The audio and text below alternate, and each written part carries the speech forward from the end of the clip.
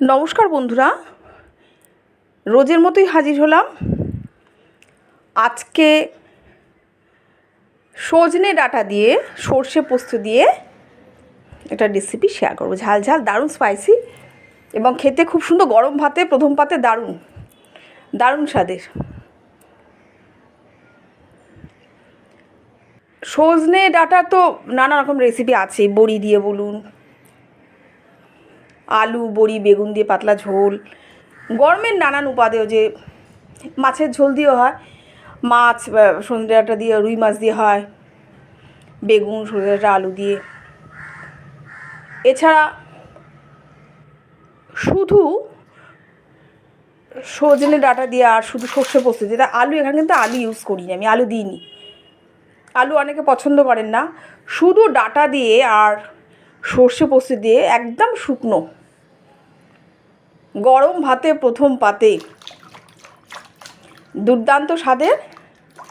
ঠিক এই মাপের আমি কেটে নিয়েছি, মাঝারি মাপের মতো।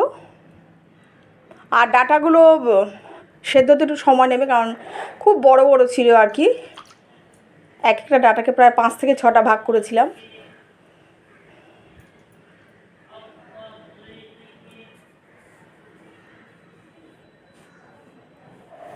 ফোড়ন হিসাবে কালো জিরে, কাঁচা লঙ্কা, আর ফোড়ন দেওয়ার পর ডাঁটাগুলো একটু ভেজে নেব ফোড়নের সাথে, কালো জিরে কাঁচা লঙ্কার সাথে। আর মশলা বলতে 2 চামচ পোস্ত আর 1 চামচ সর্ষে। পোস্তর পরিমাণটা একটু বেশি দিয়েছি। যদি পছন্দ করেন তাহলে শুধু সর্ষে দিয়েও করতে পারেন, কারণ শুধু সর্ষে কাঁচা লঙ্কা দিয়েও দারুণ লাগে। তবে সর্ষে পোস্ত মিশিয়ে দিলে গ্রেভিটা খুব ভালো হয়।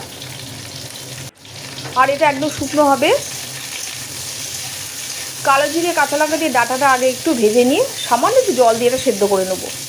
একদম শেষের দিকে একটু জল পোস্ত মতো, মানে সর্ষে আর পোস্ত মিশিয়ে যে বেটেছি সেটা দিয়ে দেবো। তাতে আমি 2টো কাঁচা লঙ্কা বাটা দিয়েছি, আর এখানে ফোড়নে 2টো কাঁচা লঙ্কা দিয়েছি।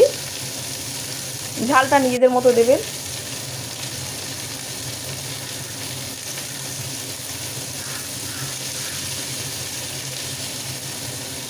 এক চামচ হলুদ আর স্বাদ মতো নুন দিলাম, দিয়ে একটু নেড়ে ছেড়ে একটু সামান্য জল দিয়ে ঢাকা দেবো।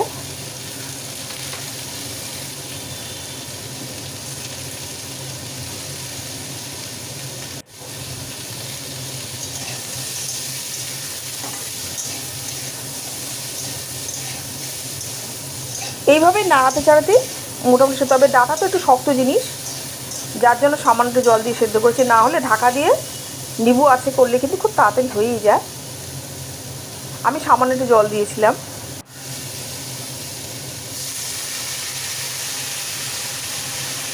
সামান্য একটু জল দিয়ে আর কি নাড়িয়ে এটা ঢাকা দিয়ে, ডাঁটাগুলো মানে যেগুলো মোটা আর কি তাড়াতাড়ি সেদ্ধ হয়ে যায়।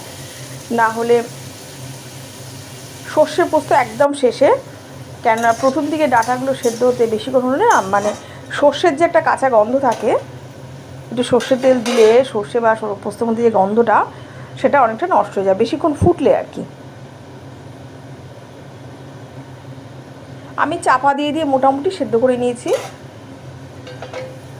আর মাঝে মাঝে একটু নাড়িয়ে দিতে হবে, কারণ নাড়াচাড়া না পড়লে এক পিঠেই এটা সেদ্ধটা বেশি হয়।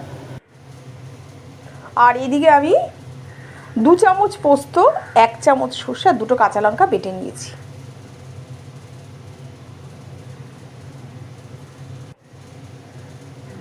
এই সর্ষে আর পোস্ত এবার ডাঁটার সাথে মিশিয়ে কিছুক্ষণ ফুটিয়ে নেব। সামান্য কয়েক দানা মিষ্টি দিতে পারেন, কিন্তু ঝাল রেসিপি এটা, মাখা মাখা। এই সর্ষে পোস্ত দিয়ে কিছুক্ষণ নাড়িয়ে আবার একদম শুকনো করবো এটাকে। আমি সর্ষে পোস্ত দিয়ে ডাঁটা কিছুক্ষণ সেদ্ধ হতে দিলাম, জলটা শুকনো পর্যন্ত।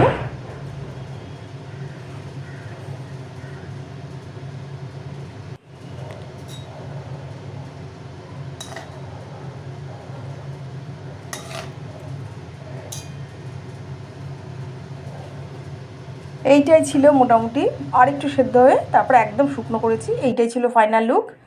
দারুণ টেস্টি, অবশ্যই বাড়িতে একবার করবেন।